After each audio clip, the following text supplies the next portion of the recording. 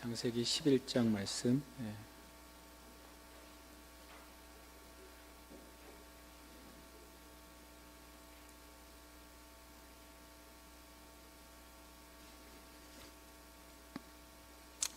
창세기 11장 말씀 1절부터 9절까지 제가 말씀 창세기 11장 1절에서 9절까지 봉독해 드리겠습니다.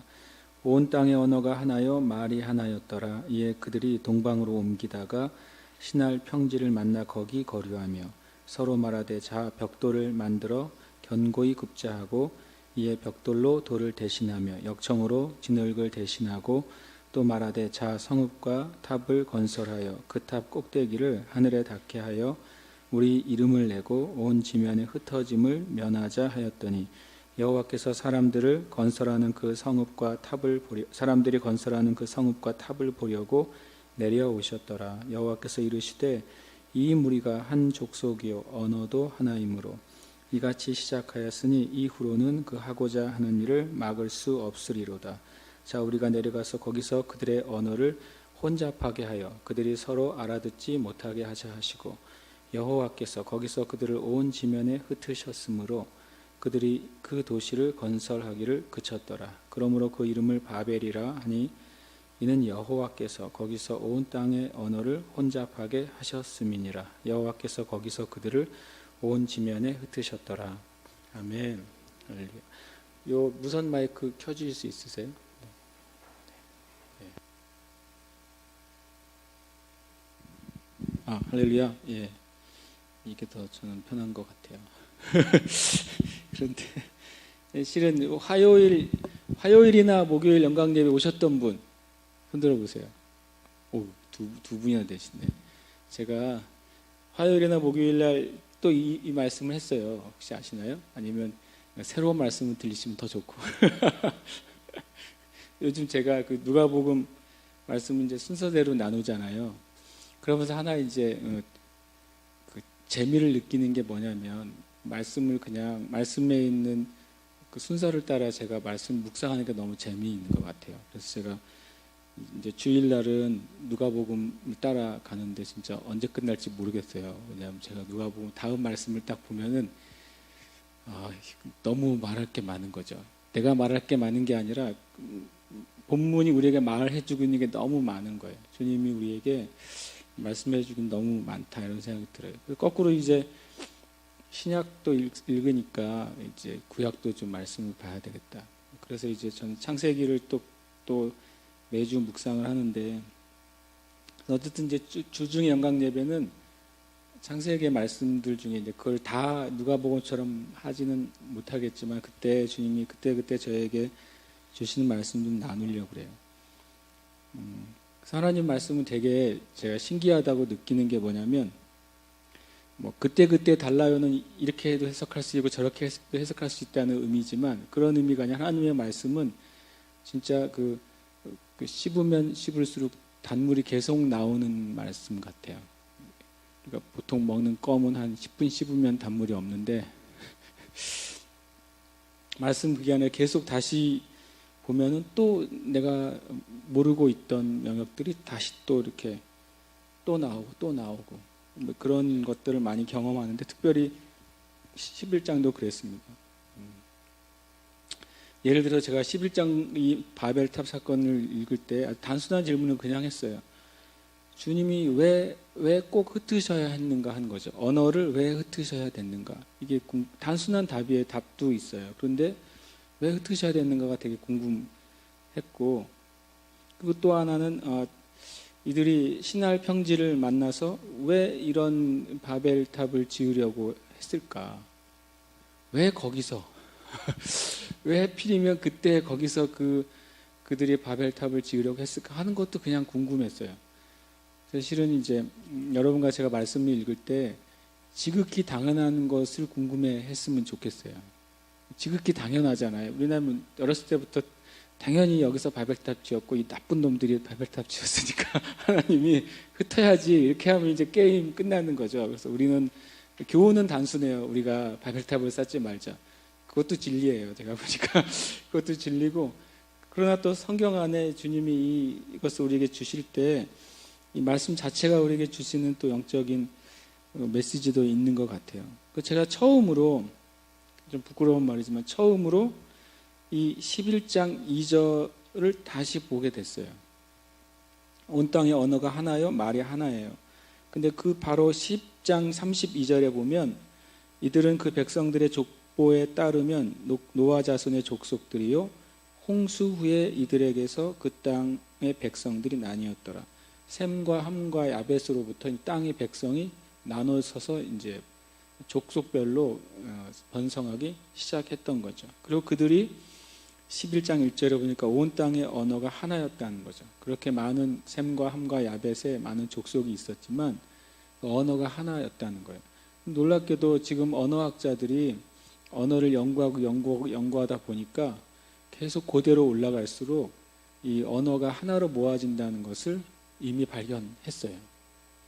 그리고 심지어는 사람의 유전자를 연구하다 보니까 모든 종족, 이 세상에 있는 모든 종족들의 유전자는 한 유전자로부터 왔다는 것을 또 요즘 발견했다고 그래요. 그러니까 쉽게 말하면 한 사람으로부터 나왔다는 거예요. 모든 세계 인구가. 오히려 성경에 더 접근하고 있어요. 과학들이 신기하게도. 왜냐하면 기존의 학설들은 아시아 사람들은 중국 베이징 원인이라는 원시인으로부터 출발해서 아시아인들이 생겼고, 그 인도나 또는 그쪽 사람들은 또 인도에 있는 원시인으로부터 생겼고, 또 이쪽 유럽이나 아프리카는 오스트랄로피테쿠스나 크로마뇽인 이런 원시인들로부터 생겼다고 하는 학설들이 지배를 했었어요. 그래서 이제 창조론과 진화론이 맨날 싸웠죠. 근데 요즘 이제 오히려 과학이 발전하니까 유전자들 이제 캐내잖아요. 캐내다 보니까 놀랍게도 모든 인류가 한 사람으로부터 분화됐다는 것을 이제 밝혀지고 있다는 거죠. 아주 이제 흥미로워요. 그런데 아세요? 이렇게 밝혀져도 안 믿을 사람은 안 믿어요. 그래서 믿음은 말씀을 들으면서 나는 거지, 믿음은 과학이 발전해서 나는 게 아니더라고요. 믿음은 말씀을 듣고 깨달을 때만 정말 생겨요. 구원 얻는 믿음은. 아무리 살아있는 하나님을 객관적으로 보여줘도 말씀을 통해 들어오는 믿음이 아니고서는 실은 구원받을 수 없다는 게, 그게 오히려 우리에게 소망이죠. 만약에 믿음이 과학이 발전해서 성경을 증명하게 되면 사람들이 믿게 될 것이다. 그러면 과학이 발전하지 않는 나라나 민족이나 족속들은 구원받을 가능성이 더 희박해지잖아요. 그런데 오히려 말씀이 전파되고 그 말씀이 사람의 심령 안에 심겨지고 그게 믿어질 때 구원이 온다는 게 오히려 더 모든 사람에게 구원의 그 가능성이 더 열리는 거죠. 제가 이제 2절에 볼 때 그들이 동방으로 옮기다가, 동방을 향해서 가고 있어요. 지금 이 셈과 함과 야벳의 족속들이. 그런데 거기에 어느 땅에서 뭐 했다고요? 거기 거류하며 라고 그랬어요. 그것은 무슨 말이죠? 동방으로 가다가 멈췄어요. 그리고 거기서 뭐 했어요? 말뚝박고 살기 시작했어요. 그렇죠? 이제 신인류란 말이죠. 아담 때 인류가 아니라 이 인류는 어디로부터 시작합니까? 노아로부터 시작한 신인류잖아요, 실은. 그때 주님의 그 축복은 아담 때 했던 축복이 똑같이 노아 때도 하나님의 약속이, 축복이 선포됩니다. 그게 뭐죠? 생육하고 번성하며 땅에 충만하라. 온 땅에 충만하라는 게 똑같이 아담 때 했던 축복이 노아 때도 똑같이 주님이 선포하세요. 왜 똑같이 선포하십니까? 주님이 한 번 한 약속은 그것은 성취돼야 되기 때문에 그래요. 사람에 의해서 끊겨졌지만 하나님의 약속은 성취돼요. 그래서 하나님이 다 됐다라고 말하기 전까지는 끝난 게 아니에요. 노아 때 모든 인류가 다 멸망당했지만 하나님이 창세기 1장 28절에서 말씀하신 그 모든 인류를 향한 하나님의 축복, 모든 인류 하나님의 언약은 깨진 게 아니라는 거죠. 그래서 다시 노아 때 다시 그것이 선포됩니다. 그러니까 그 선포에 의하면 노아 이전에 이미 전 지구적으로 많이 흩어져 살고 있었다는 거예요. 그런데 그들이 다 어떻게 됐어요? 다 멸망당했어요. 다시 퍼져야 될 거 아니에요. 그렇죠? 하나님의 뜻은 자연스럽게도 셈과 함과 야벳의 족속들이 온 땅에 흩어지면서 가득하게 되는 것이 하나님의 계획이에요. 그래서 온 그 사람들을 통해서 온 땅이 다스려지고 또 개간되고 또 하나님의 축복의 통로가 되는 거죠.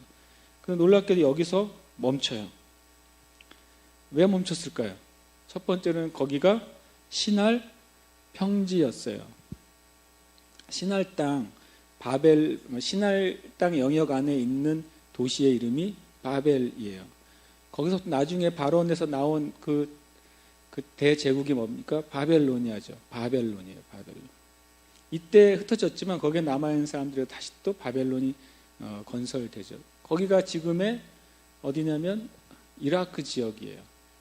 전에 제가 이 바벨론과 아수르 지역 그 지역에 있는 것에 대한 그 동영상을 본 적이 있어요. 그러니까 이게 뭐죠? 그런 걸 뭐라고 해요? 다큐멘터리를 봤는데 그 지역이 참으로 놀라운 곳인 게 왜냐하면은 그 지역이 보통 이렇게 아주 이 농사가 잘 되는 그 지역이 가로 세로 한 800km 정도로 본대요. 800km.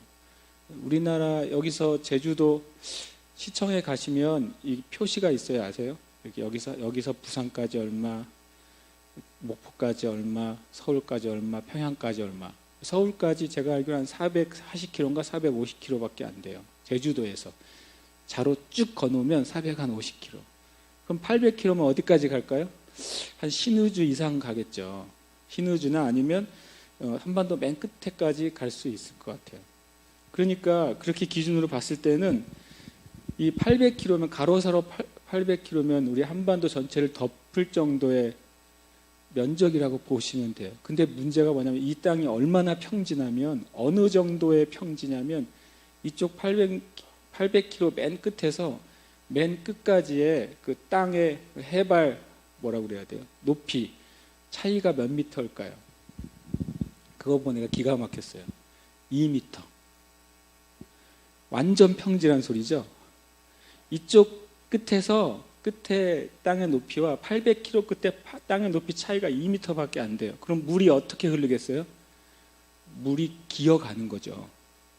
물이 그냥 차 있는 거예요. 한번 물이 오면 흘러가는 게 아니라 그냥 영원토록 거의 차 있다고 보면 돼요. 근데 흘러가긴 흘러가. 2m 차이니까. 평균 2m라는 거예요. 한 번 비가 오면 그냥 그 땅 자체가 물을 품고 있어요. 우리나라 같은 경우 한 번 비가 오면 훑고 지나가면 그치죠. 왜냐하면 높은 데서 아래로 흘러가니까. 다 바다로 흘러가잖아요. 800km 전에 유프라테스 강에서 비가 오면 맨 끝에까지 800km까지 가는데 몇 개월이 걸릴 수도 있어요. 그만큼 한번 비가 오면 그 땅 전체가 물로 충만한 땅. 그러니까 뭐 심으면 어떻게 되겠어요? 엄청 잘 자라겠죠.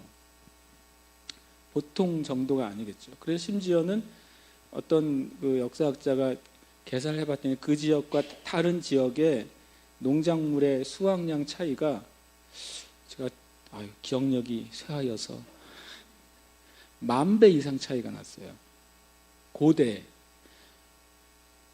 그러니까 그 지역이 힘이 있을 수밖에 없는 거예요. 그러니까 거기서 큰 문명이 일어날 수밖에 없는 거예요. 그러니까 이들이 그 신할 땅에 들어갔다니까요. 그랬더니 보니까 어떻겠어요? 완전 엄청난 땅인 거죠. 에덴 같았을 거예요. 제가 보기에. 왜냐하면 끝도 없이 펼쳐진 초원에 물이 가득한 땅. 과거의 고대 사회로 봤을 때는 얼마나 훌륭한 땅이에요. 거기에 머무르게 됐어요. 근데 그거는 그냥 우리가 인간적인 차원에서 볼 수 있는 머무는 거예요. 그런데 놀랍게도 이 시날이라는 땅을 다스리고 있는 자가 누군지가 문제예요. 그게 여기는 안 나오는데 10장에 나온다는 게 신기해요. 10장에 보시면 10장 8절, 9절, 10절 10장 8절, 9절, 10절 같이 한번 읽어보실까요? 시작. 구스가 또 니므롯을 낳았으니 그는 세상의 첫 용사라. 그가 여호와 앞에서 용감한 사냥꾼이 되었으므로 속담에 이르기를 아문은 여호와 앞에 니므롯같이 용감한 사냥꾼이로다 하더라. 그의 나라는 시날 땅의 바벨과 에렉과 악깃과 갈레에서 시작되었으며. 여기서 니므롯이라는 사람이 나오는데 세상의 첫 용사라고 말해요. 왜 첫 용사라고 그러죠? 노아 이후의 첫 번째 용사라는 말이에요. 인간 용사, 인간. 처음에 그 비정상적인 거인들이 아니라 인간 중에 첫 용사. 그래서 니무롯을 실은 고대에는 신으로 그려져 있습니다. 니무롯에 대한 고대 여러 나라의 신화들이 다 있고 그들은 다 신처럼 니무롯을 묘사하고 있어요. 예를 들어서 니무롯이 이렇게 사자를 잡고 있는, 한 손에 사자를 잡고 있는 것도 실은 고대의 신인데 그게 니무롯을 형성했다고 하는 이야기도 많이 나오는 거예요. 근데 그 얼마나 강력한 용사면 그 당시에 고대에 제국을 건설했단 말이에요. 그 나라라는 표현이 처음 나와요. 성경에 노아 이후에 나라라는 말이 처음 나오는 게 여기서 나와요. 그런데 그게 니무롯의 나라예요. 니무롯의 나라가 첫 번째 접경지역이 어디예요? 신할 땅인 거죠. 셈과 함과 야벳의 후손들이 동방을 향해 갔어요. 동방이 어디입니까? 해가 뜨는 방향이고, 동방은 무엇을 의미하냐면 하나님의 나라를 의미해요. 해가 뜨는 곳. 왜냐하면 나중에 성전을 우리가 성전의 그림을 알잖아요. 성전의 문이 어느 방향을 향하고 있죠? 동쪽을 향하고 있습니다. 그래서 그 동쪽으로부터 태양이 떠오르는 것을 하나님의 영광이 임하는 것을 생각했어요. 그게 왜곡되니까 뭘 믿게 돼요? 태양신을 믿게 되는 거예요.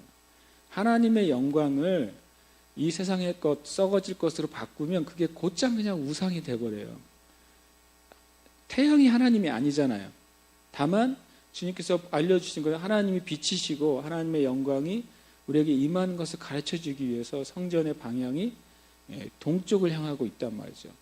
그런데 그것이 우리가 마음이 어두워지니까 하나님의 영광과 하나님의 빛을 사모하는 게 아니라 태양 자체를 숭배하고 태양 자체를 사모하는 그 우상으로 변질되는 것처럼 그런 일이 벌어졌는데 이들이 그 동방으로 옮겼어요. 그것은 이제는 그들이 노아에서 신인류잖아요. 그들이 주님의 영광을 찾아가는 거죠. 주님의 그 영광을 찾아가는 여행 가운데 신할 땅을 만났는데 멈춰버렸어요. 근데 그 신할 땅은 누구의 땅의 시작이에요? 니무롯의 왕국의 시작이에요.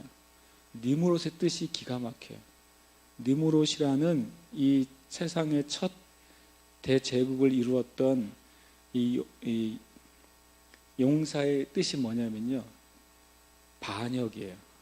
놀랍죠? 니무롯의 뜻이 반역이라는 뜻이에요. 반역의 나라의 안으로 들어간 거예요. 하나님을 거역하는 영 안으로 들어갔어요. 에베소서 2장에 보면 너희들이 이전에 어땠냐면 불순종의 아들들 가운데 역사하는 영이 있다고 말하는 거죠.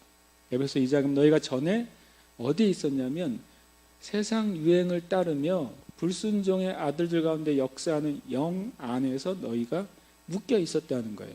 근데 하나님께서 본질상 진노의 자녀였던 너희들 예수님을 통해서 끄집어내셨다라고 말씀하시잖아요. 그 영적인 존재가 성경에 있다고 말하는 거죠. 어떤 영적인 존재? 불순종의 아들들 가운데 역사하는 영이요. 그 영은 마귀로부터 왔기 때문에 분명히 이 구약시대에도 존재했던 거죠. 첫 번째 그 영의 다스림을 받았던 나라가 니무롯의 나라예요. 하나님을 거역하는 나라의 첫 번째 왕이 니무롯이에요. 이스라엘 백성들이 그 반역의 영역에 들어갔을 때 그들이 그 영향을 받기 시작했어요. 그들의 바로 윗대에는 노아와 셈과 함과 야벳이 있었기 때문에 그들은 무슨 이야기를 가지고 있었겠어요? 홍수에 대한 교훈을 철저하게 가지고 있었을 거 아니에요.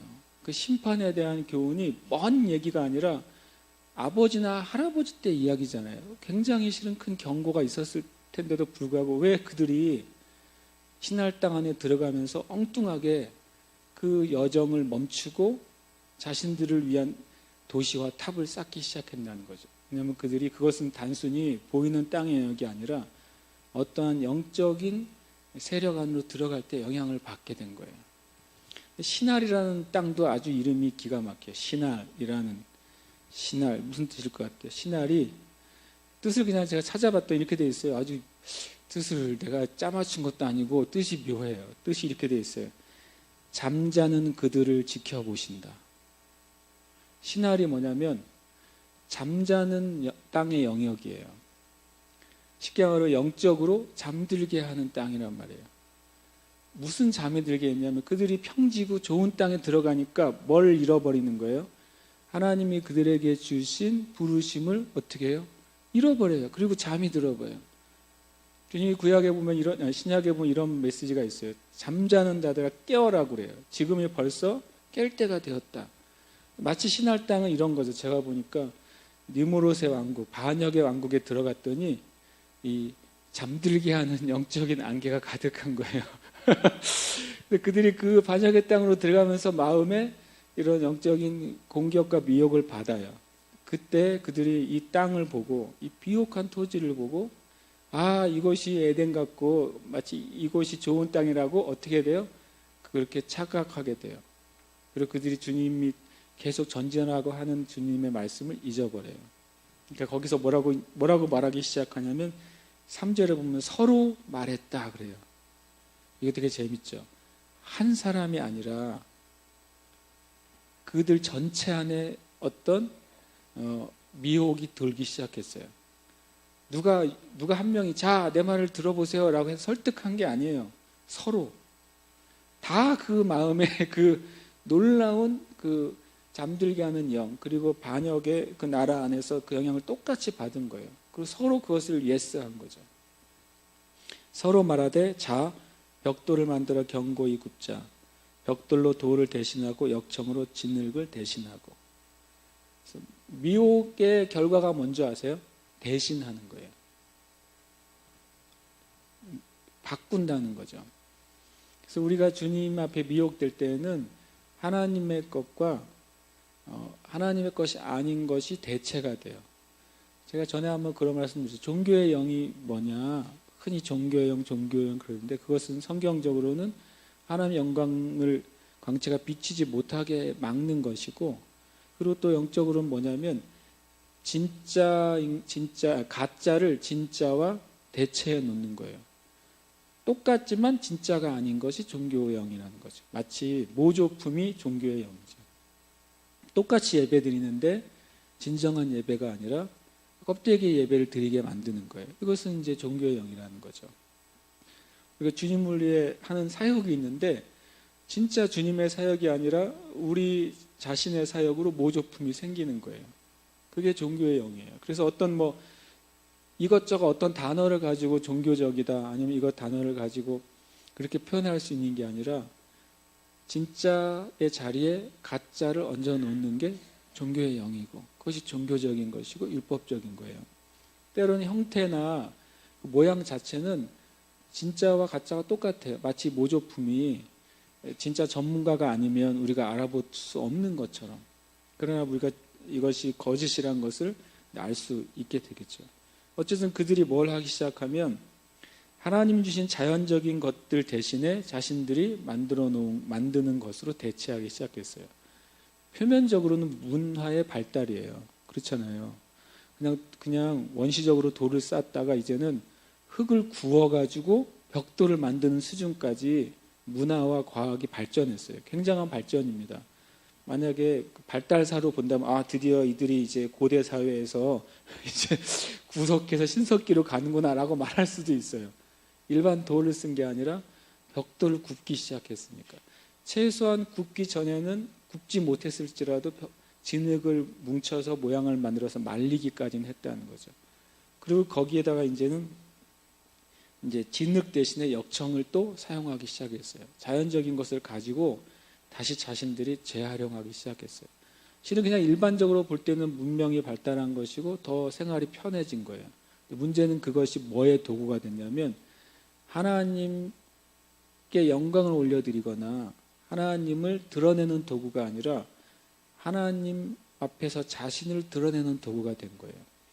이 세상에 많은 문명의 이기들이 있잖아요.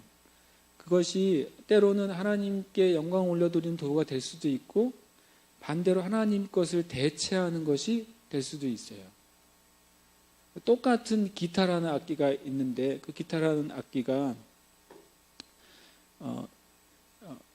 양주바에서도 칠 수도 있고 예배 드릴 때 칠 수도 있다는 거예요. 제 말은 같은 것인데 이것이 하나님께 드려질 수도 있고 마귀에게 대체될 수도 있어요. 그래서 여기 제가 보기에 3절의 제일 치명적인 단어는 대신한다는 거예요.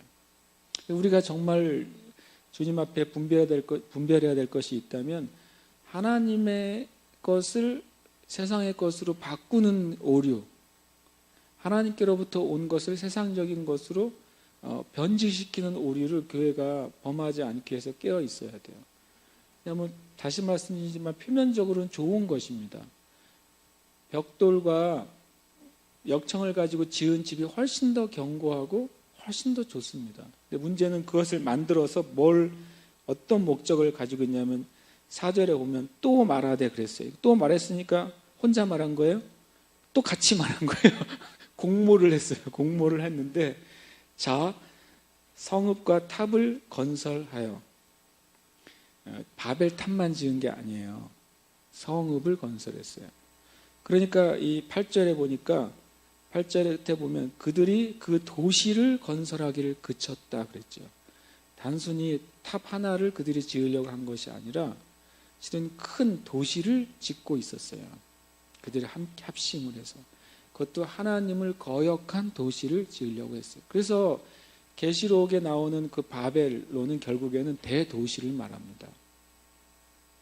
대도시 안에 하나님을 반역하고 있는 문화와 종교와 영적인 흐름이 있는 대도시. 그것이 지금 이때 바벨론이 맞습니다.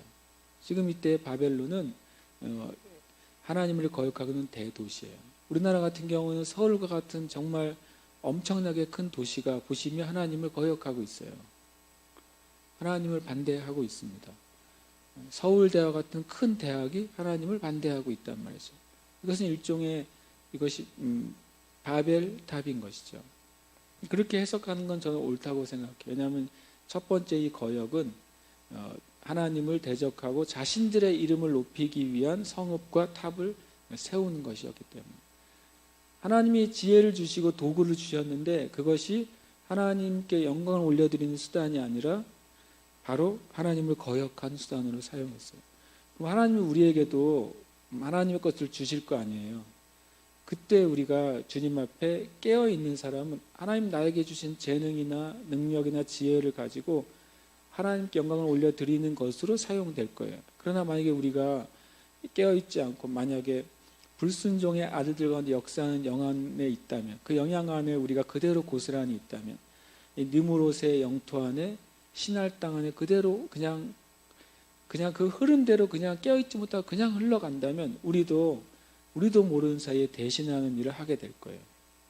되게 두려운 것이죠. 교회가 많은 세미나와 교회가 많은 사역들을 하는데 많은 경우에 하나님의 것들을 대신하고 있어요. 성령님의 역사 대신에 마치 시스템을 도입하면 교회가 성장할 거라고 생각하는 거예요. 마치 대기업들이 어떤 시스템을 도입해가지고 실수를 없애버리고 시그마 6라는 프로그램이 있단 말이죠. 물건을 10,000개를 찍어내면 일반적으로 찍어내다 보면 기계들의 실수가 있잖아요. 중간에 조금의 오차가 있잖아요. 그러면 10,000개를 찍어낸데 그중에 한 100개 정도의 불량품이 나왔으면 시그마 6라는 프로그램을 가지고 모든 단계를 다 검사해가지고 불량품을 제로가 되게 만드는 거예요. 그래서 지금 대기업들이 그런 시그마 6라는 프로그램을 통해서 그 불량품들을 최소화시키고 있어요. 만약에 교회도 그렇게 생각한다는 거예요. 그런 것처럼 교회에도 이런 사역을 하면 교회가 잘 될 것이다 하는 생각. 그게 실인데 대체하는 거죠. 뭘 대체하는 겁니까? 성령님의 인도하심과 성령님의 도우심에 의해서 교회가 전진하는 대신 사람이 세워놓은 방법과 사람이 세워놓은 그 시스템을 통해서 교회가 성장할 거라고 믿는 거죠. 우리 안에 그런 게 이 땅의 교회 안에 너무나도 많이 들어와 있어요. 그 결과는 교회가 전진하는 게 아니라 교회가 멈춰버린 거죠. 이 땅의 우리나라의 교회도 그렇습니다. 더 아주 그냥 선진적이고 더 탁월한 방법들이 80년대, 90년대 우리나라에 쏟아져 들어왔습니다. 수많은 세미나와 수많은 방법들이. 그래서 저와 같은 목회자들이 그것을 배우러 다니는데 엄청나게 많은 시간을 투자하고 재정을 투자하고 노력을 투자했어요. 그 투자한 결과가 지금 한 20년 뒤에 지금이잖아요. 지금은 다 이구동성으로 뭐라고 말합니까? 그것 가지고 안 됐다는 거예요, 결과적으로. 그럼 어떻게 보면 우리가 이 땅의 교회도 이 3절과 4절의 길을 걸어왔다는 거예요. 대신한 것이죠. 하나님의 원래 것 대신에 무엇인가를 대신했어요. 그리고 실은 표면적으로는 주님의 일을 한다고 하지만 실제적으로는 우리가 흩어짐을 면하자, 우리의 이름을 드러내자라고 말하기 시작한 거죠. 그 말은 다시 말씀드리면 그것은 우리가 두 가지에 걸려있기 때문에 그래요. 하나는 우리의 영이 잠들어 있기 때문에. 그래서 계속 하나님의 영광을 향해서 전진해야 되는데 교회가 어느 순간 멈췄어요. 어떤 좋은 환경과 상황 때문에, 어떤 부요함 때문에, 어떤 자원 때문에 멈춰버린 거죠. 두 번째로는 불순종의 영 안에 갇혀버렸어요. 느무롯의 영토 안에서 빨리 빠져나와야 돼요. 이 반역의 영토, 하나님의 권위와 하나님이 주신 길을 거역하는 흐름으로부터 우리가 빠져나와야 된단 말이죠. 그것을 볼 때 우리가 주님 앞에 이것을 돌이켜야 되겠다고 말해요. 주님이 이 과거에 쌓으라고 가르쳐 주신 것은 탑이 아니라 뭐였습니까? 주님께 예배드리는 예배의 단이었어요. 주님이 탑을 쌓으라고 한 것이 아니에요. 예배의 단, 순수한 돌로 쌓아놓은 다듬지 않은 돌이라고 말한 거죠. 인간의 생각과 인간의 방법과 인간의 기준이 적용되지 않고 순수하게 주님의 말씀으로 쌓여진 탑이 아니라 제단, 그것만이 하나님이 허용하는 거였어요. 근데 이들이 이제 자신들의 방법을 가지고 탑을 쌓기 시작한 것이 하늘 꼭대기까지. 탑을 하늘 꼭대기까지 쌓았다고 해서 주님을 만나는 게 아니잖아요. 오히려 우리가 주님 앞에 낮아져서 주님 앞에 예배 드리는 그 제단이 주님과 만나는 통로란 말이에요. 그것을 잃어버렸어요. 교회도 그것을 되찾아야 돼요. 우리가 주님 앞에 우리의 인간적인 시스템을 주님께 보류하고 하나님께 물어야 됩니다. 우리가 어떻게 주님 앞에 다시 나가야 됩니까? 라고 물을 때 주님이 다시 모이게 할 거예요. 실은 이 일 때문에 흩어졌잖아요. 이 일 때문에 온갖 언어로 흩어졌어요. 그럼 거꾸로 하나가 되는 길이 뭐냐면 거꾸로 가면 돼요. 우리의 탑을 부숴버리고 예배의 제단을 다시 쌓는 거예요. 그럼 그 안에서 다시 어떻게 되겠어요? 거꾸로 하나가 되겠죠. 우리가 오히려 하나님의 방법이 더 쉬워요. 그런데 우리가 우리의 방법을 엄청나게 주장하고 또 원하는 거죠. 하나님께서 이 세상을 바꾸시길 원하는 방법은 인간 영웅, 니무롯과 같은 영웅을 통해서가 아니라 하나님께 철저히 순종한 하나님의 종을 통해서 하기를 원하시는 거예요. 주님이 여러 번 이스라엘 백성 너희는 나의 자녀고 나의 종이다 이렇게 말씀하셨어요. 그러면 우리의 방법은 하나님의 이 땅을 향한 하나님의 언약을 성취하는 방법은 우리가 영웅이 되는 게 아니라 주님의 말씀에 순종하는 종이 되는 거예요. 교회도 마찬가지죠. 교회가 이 세대 가운데 이름을 유명하게 날리는 교회가 이 세대를 바꾸는 것이 아니라 하나님 앞에 철저하게 순종하는 종이 되는 교회를 통해서 주님께서 이 세대를 바꾸시게 될 거예요. 그 다음에 또 나누고 싶은 거 하나는 그거예요. 왜 주님이 흩으셨을까 하는 거죠. 왜 흩으셔야만 됐을까? 거꾸로 생각해 보면 되는 거예요. 처음에 주님이 왜 에덴 동산의 문을 막으셨습니까? 그 이유가 뭐죠? 그들이 선악과는 이미 따먹었어요. 선악을 알게 한 나무를 따먹었으니까 사람의 기준과 사람의 가치가 들어와 버렸어요. 근데 그들이 영생한 나무를 먹으면 또 어떻게 된다고요? 그 상태로 영생하는 거죠. 타락한 상태로 영생하면 방법이 없는 거예요. 그래서 주님이 영생하는 길을, 육신적으로 영생하는 길을 막아버리셨어요. 마찬가지로 똑같아요. 이들이 계속 한 언어를 가지고서 흩어지면 어떻게 될까요? 언제든지 똑같이 한 이슈로 다시 모이게 되겠죠. 성령님의 인도하심 안에서 모이는 것이 아니라 자기들이 원하는 이슈와 자기들이 원하는 목적으로 다시 모일 수 있어요. 뭐가 같기 때문에? 언어가 같기 때문에. 주님이 그것을 흩으셨어요. 더 이상 이제는 한꺼번에 온 인류가 타락하는 것을 막으셔야 됐어요. 그 방법이 하나인데요. 서로 못 알아먹으면 한꺼번에 타락이 안 돼요. 서로 못 알아먹으면 알아먹는 사람만 타락해. 다시 다른 데로 전달되려면 엄청나게 많은 과정이 필요합니다. 우리로서는 참 억울한 일이지만 하나님으로서는 이 사람의 본질, 마귀가 이미 이 땅 가운데 다스리고 있기 때문에 이들을 주님께서 구원하시는 하나님의 지혜인 거죠. 그리고 첫 번째는 온 인류가 한꺼번에 타락한 걸 주님께서 차단하신 거예요. 마치 죄 지은 상태로 영생하신 것을 주님이 두루도는 화영검으로 에덴 동산을 지키심으로 차단하신 것처럼 이제는 인류 전체가 하나님을 거역한 것을 막기 위해서 주님이 흩으신 거예요. 그리고 두 번째 흩으신 이유는 이렇게 이들이 주님을 거역했음에도 불구하고 주님은 주님의 계획을 다시 시작하시고 싶은 거예요. 처음 계획, 아담 때 주셨는데 무너졌어요. 노아 때 주셨는데 다시 또 이들이 무너뜨리려고 그래요. 그래서 주님이 이제는 안 되겠다. 주님이 뭘 언약하셨습니까? 다시는 내가 물로 심판하지 않겠다고 언약하셨기 때문에 그 언약을 지키시기 위해서 흩으셨단 말이에요. 그래서 이제 각 나라와 족속과 언어별로 하나님의 부르심, 하나님의 그 언약을 성취하기 위해서 이제 흩으신 것이죠. 이제는 마지막 때에는 인간적인 언어, 인간적인 사상으로 하나가 되는 게 아니라 온전히 성령님의 바람이 아니고서는 온 인류가 하나 될 수 없는 상태가 되어버렸어요. 언어의 장벽, 문화의 장벽, 나라의 장벽이 너무나도 많잖아요. 그것은 성령님의 역사가 아니고서 하나 될 수가 없다. 오히려 그래서 마지막 때 주님이 온 인류가 한 세 사람을 하나 되게 하시는 것은 사람의 방법으로는 안 되는구나. 사람이 심지어 억지로 언어를 통일한다 할지라도 안 되는구나. 오직 성령님을 통해서만 하나님 나라의 백성들 하나 될 수 있다는 것을 주님이 보여주시려고 흩으셨다고 저는 그것을 이제 보게 됩니다. 바벨, 그 지역을 바벨이라고 그래요. 바벨이란 말이 굉장히 재밌는데 바벨이 무슨 뜻이냐면요. 놀랍게도 하나님의 문이라는 뜻이에요. 바벨이 흩어지다는 뜻이 아닙니다. 바벨은 하나님의 문이에요. 원래 이 땅은 오히려 하나님의 새로운 은혜를 만날 수 있는 장소였다는 거예요. 이들이 목적을 상실하는 순간 이 바벨이 두 가지 뜻이 있더라고요. 하나님의 문, 또 하나는 신들의 문. 이 바벨론이 신들이 나오기 시작한 아주 그냥 고향이에요, 고향. 수천 종류의 신들이 여기서부터 탄생합니다. 바벨론의 신화로부터. 그들이 이 하나님의 문이 닫히니까 이제는 온갖 잡신들의 문이 열린 거죠. 그렇게 보면 제주도 그럴 거예요, 아마.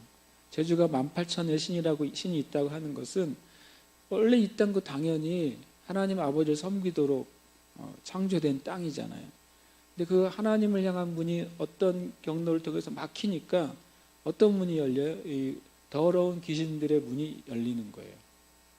우리가 주님 앞에 그 답은 단순한 거죠. 이 더러운 귀신들의 문을 닫고 하나님을 향한 문을 여는 것을 우리가 하면 주님께서 이것을 다시 거꾸로 회복하시기 시작하실 겁니다. 아멘. 같이 시간 기도하기를 원합니다. 우리가 시간 기도할 때 실은 하늘에 하나님을 향한 문을 여는 게 뭔지 우리가 잘 알잖아요. 실은 그게 예배잖아요. 하늘의 문을 여는 길은요, 하나님 앞에 제사를 드리는 거였어요. 구약 때에는 온전한 제사를 드리면 하늘의 문이 열려서 그걸 어떻게 주님이 흠양하신단 말이에요. 이게 하늘의 문이 열리는 길이었거든요. 그러나 그 제사는 예수님이 끝내셨어요. 그럼 지금의 하늘의 문을 여는 길은 뭐예요? 그러니까 주님이 찾으시는 거죠. 지금도 영과 진리로 예배하는 사람을 왜 찾으시겠어요? 그 통로가 계속 열려있기를 원하시는 거죠. 우리가 주님 앞에 기도할 때 혹시 여러분과 제 안에 주님이 주신 것으로 탑과 성읍을 쌓고 있다. 우리가 허물어야 되겠죠. 허물고 하나님, 제가 이 허물고 주님 앞에 예배의 단을 쌓겠습니다. 엘리야가 처음에 하나님의 권능에 불의 권능 임하게 하기 위해서 한 일이 뭐였는지 아시죠? 무너진 제단을 수축했습니다. 그것이 첫 번째였어요. 그 다음에 제물이 올려진 것이고 그 다음에 하나님을 향하여서 간구한 거예요. 그러니까 예배가 먼저인 것이죠. 우리 가운데 이 올려진 그 제물은 우리의 희생이기도 하고 노력이기도 하고 사역이기도 한 거예요. 교회가 사역하기 전에, 하나님이 불을 내리기 전에, 하나님께 기도하기 전에 진짜 회복돼야 될 그 무너진 제단을 쌓는 거예요. 탑을 허물고 이제 제단을 쌓아야 돼요. 여러분, 우리가 주님 앞에 탑이 뭔지 가르쳐 달라고 그래야 되겠어요. 이 땅에 교회가 쌓아놓은 탑이 뭡니까? 그리고 지금 내가 주님 앞에 쌓고 있는 탑이 뭡니까? 제가 그것이 무슨 탑이든지 제가 허물고 이제 그것을 가지고 이제 제단을 쌓기를 원합니다. 주님 앞에 예배단을 쌓기를 원합니다. 주님 앞에 하나 되는 길로 다시 내가 가기를 원합니다. 이렇게 좀 우리가 기도하시면서 우리가 조금 더 예배 드렸으면 좋겠습니다. 함께 시간 기도하겠습니다. 하나님 아버지, 우리 안에 주님